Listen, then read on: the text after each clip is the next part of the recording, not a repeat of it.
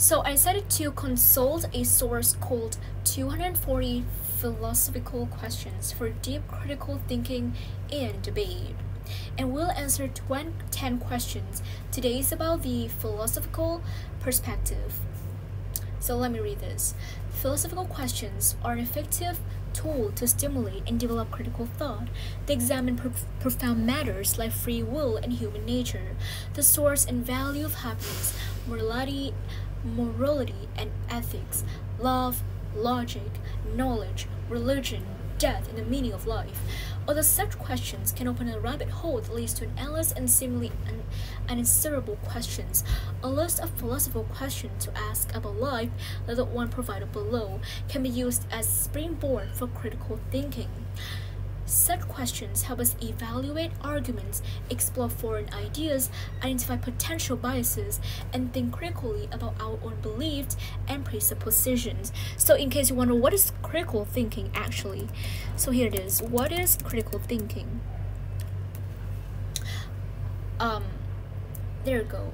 Critical thinking is analysis of available facts, evidence, observations, and arguments in order to form a judgment by the application of rational, skeptical, and unbiased analysis and evaluation. So this definition may be a little bit complicated. So let me try to simplify this.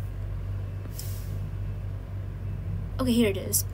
Critical thinking is a kind of thinking in which you question, analyze, interpret, evaluate, and make a judgment about what you read, hear, say, or write. So basically, based on my own opinion, I think critical thinking is like the way that you decided to think. Wait, this is kind of like really hard to explain in words, but let me just try. Okay, let me try. And critical thinking is the state when you evaluating something to see whether or not it is true, or you want to make a decision whether or not this is the truth or this is not. Okay, so this is the definition of critical thinking based on my own opinion. Of course, it may vary from person to person, but that's my own opinion.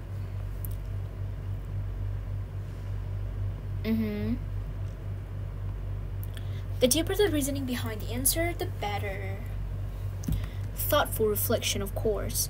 The three basic but big questions of philosophy deal with existence. The fundamental questions of philosophy deal with existence and fall into three main categories. Where do we come from? This is complicated because we know that we come from. Where do we come from? Of course, we evolved. I believe, I don't really believe in, there's so many people out there who believe in gods. I don't know whether or not I believe in gods, but in my opinion, I think that humans and we as humans come from and come from the apes and from the chimpanzees evolution, like thousands of years ago, 2 million years ago to be exact. So we actually evolved from that early apes into humans, right? So that's what I think. But some people believe that we come like Adams and Evans, maybe our ancestors, and we are their grandparents, grandchildren, whatever it is. That is the belief of God. But based on opinions, I think we come from the evolution of the early apes. Why are we here and how should we live?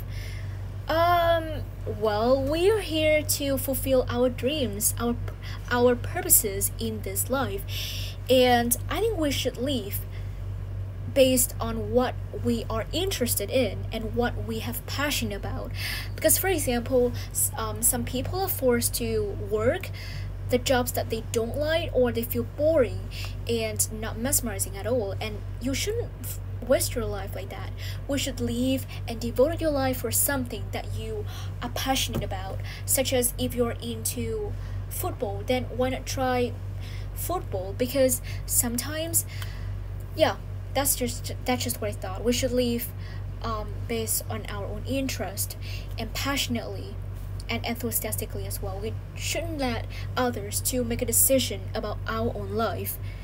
We should be that person to make the decision, right? Is there hope for our future and life after death? Hope for our future?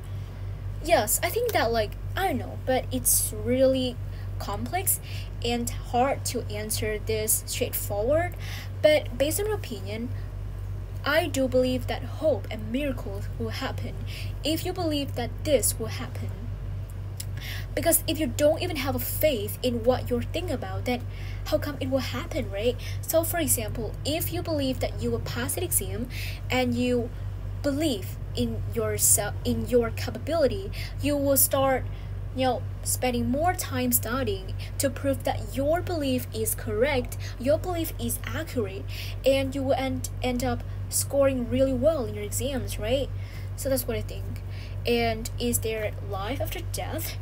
Um, well, I don't know about your country, but in my country, Vietnam, we do believe that there's life after death, because we do have ceremonies, we do have like funerals for dead people, and like we worship our ancestors and our parents, our relatives who passed away long time ago.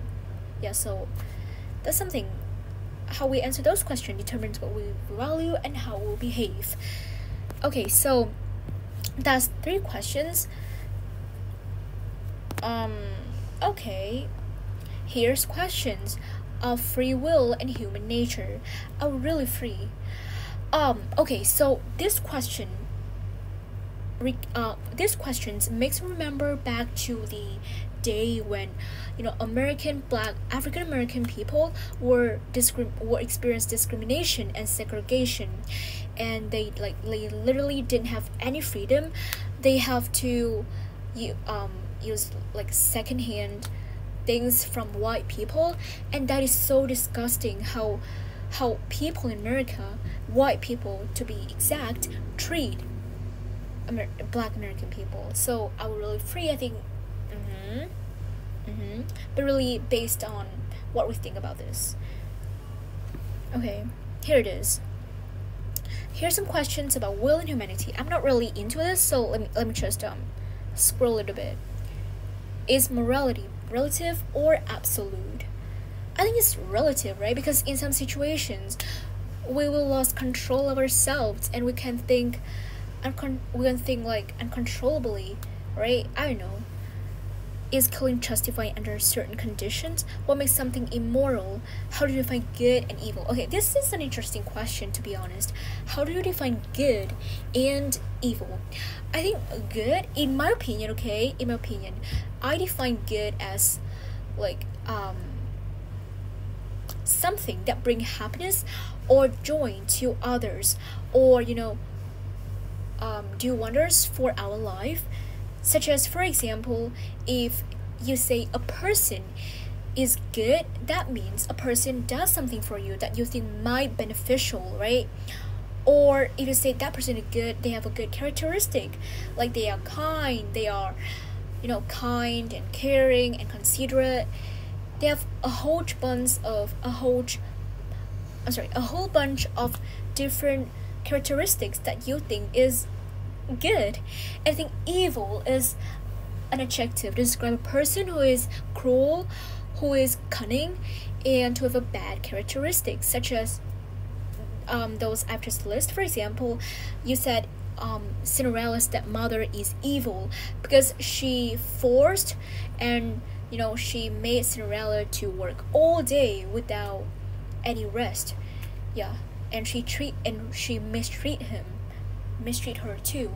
So yeah, that's it. Why do most people think that lying is bad?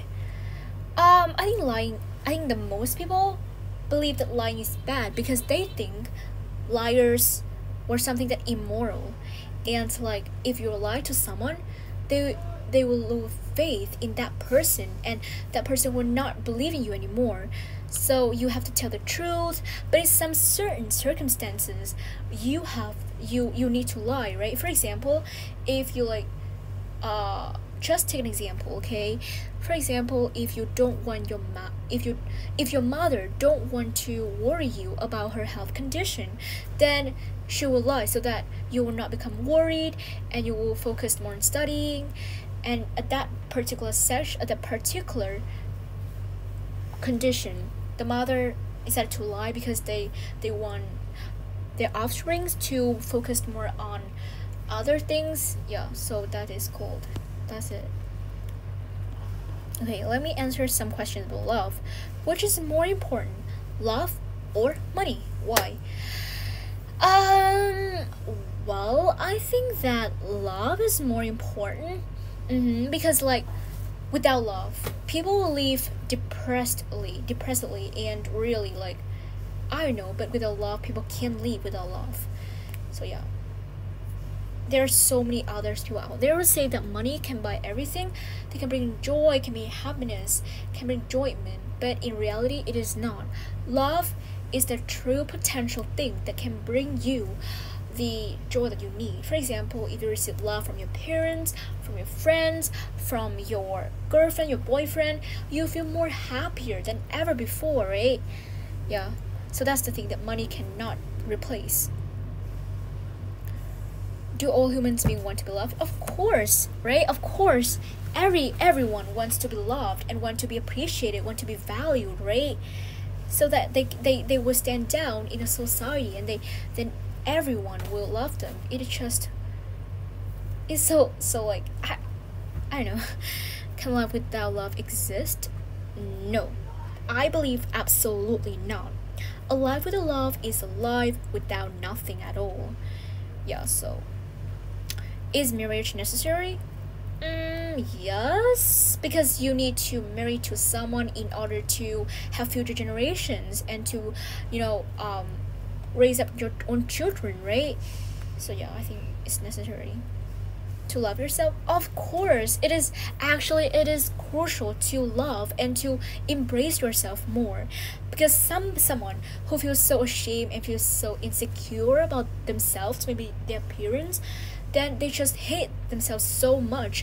But I think it's not the case for me, because it doesn't matter how I look like, or like appearance doesn't matter. The thing that matters is that you actually love yourself, and you embrace your own insecurities, your own imperfections, because no one is perfect in this world. Everyone has their own flaws and their own imperfections, right? You have to start accepting your own self, and yeah, developing a love towards it. So that's what I believe in. Why do people fear death? I think it's like an instinct, because everyone, like, I don't know how to explain it, but I mean everyone will fear death because they will not have a chance to meet their, I don't know how to explain it, universal human rights. What makes something a human right actually universal? So I think those questions actually really complicated, really hard and challenging to answer straightforward. Is free speech? I think free speech is a universal right, because everyone has their own voice. Everyone has the right to speak their own opinions and to give others their own belief, their own thoughts, right? So yeah, that's what I think. Is war ever justifiable? Definitely not. I think war is never justifiable, because like I want a world with peaceful existence, with coexistence from everyone, with helpful cooperation from different nations, but not war, because war will not solve any problems, but existence and coexistence and appreciation towards others will solve problems, but not war. And besides, war causes wreak havoc to our civilizations. It puts a lot of impact on the future generations, because just bring me back to too many years ago, when Vietnam was invaded by America. They threw a lot of bombs that were harmful and poisonous to the Vietnamese people. And yeah, that's it. What makes a country democratic? A country democratic is when it has their own rights and is totally independent from other countries too. It is not under the influence of any, but developed in its own way. Deep questions to make you think. What is reality? Reality. is not virtuality. Yeah. What is the limit of science? I think science would not have any limits because there's so many things out there you can learn and you can access, you can get a better understanding from. For example, science about things that work, about how human body, about the space exploration, so much more. So then science would not have any limits. Every day scientists would discover something new. Can I try my senses? Oh yeah, yes and no. For conversation starters, is time travel possible? Why not? Here it is. These questions become more easier and more easy to predict. Is time travel possible? Why not? Of course not. It's just a theory. Like in Doraemon, you have like the time machine, but it just doesn't exist in a real life. So maybe in the future people can, because no one can predict the future, right? Maybe, who knows? Maybe in the future people may invent some kind of machines that help them to travel back to the past. Yeah. Do memories still exist if you forget them? Yes, of course, because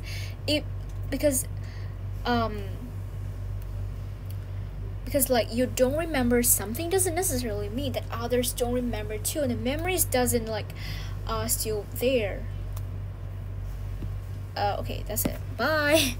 I think this video is too long.